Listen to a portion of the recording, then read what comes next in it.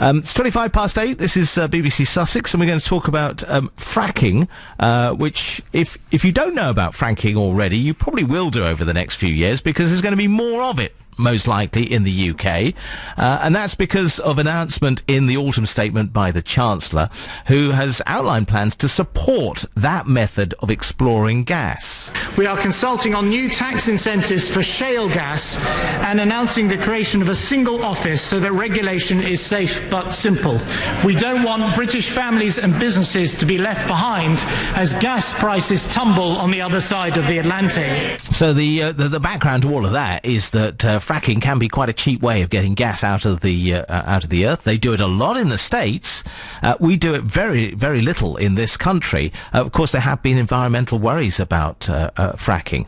Now, one of the potential areas of exploration is here in West Sussex. Quadrilla have established rights over an area at Balcombe, but they're not using it at the moment. But locals are worried. Catherine McWhirter's campaigning against it all. Hello, thanks for joining us. Hi. So, did you sort of predict this might come from the Chancellor? Yes, it was very clear that the government was going that way and that they were not listening to people who have environmental concerns about this. I mean, you say that Balcombe is the targeted area, but the whole of the south of England is a targeted area.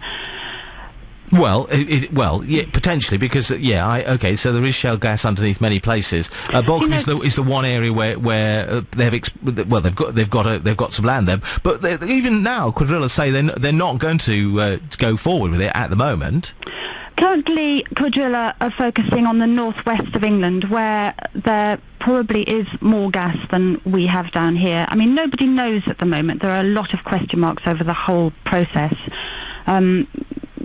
But, if the government does go ahead, then certainly we will be seeing gas rigs down here. I'm sure when someone first suggested the idea of taking coal out of the ground, some people would say, well, you're taking coal out of the ground? That must be terribly dangerous. Don't we get used to these extraction methods after a while?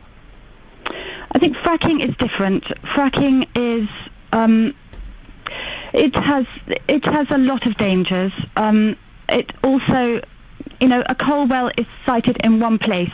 The thing about fracking is you have to get close up to the stratum of rock that you're dealing with. We would see wells at intervals of about 1.5 miles right across Sussex. It's a hugely industrialising process.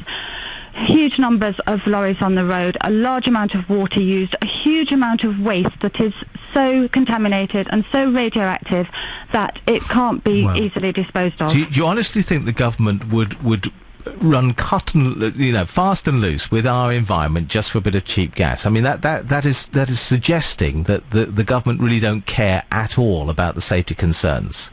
I think the government has a very short-term view, an election coming up.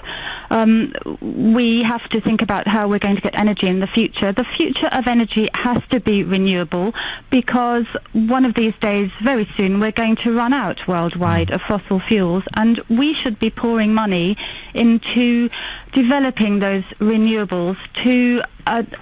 what's happened to the British entrepreneurial spirit? Well, of course, we should be developing wave offshore. The latest energy bill does put a fair bit of money into renewables, and of course that's more expensive. Catherine, we'll leave it there. We are going to return to this, so no doubt we will speak again. Thank you very much indeed for giving us the reaction to the Chancellor's statement.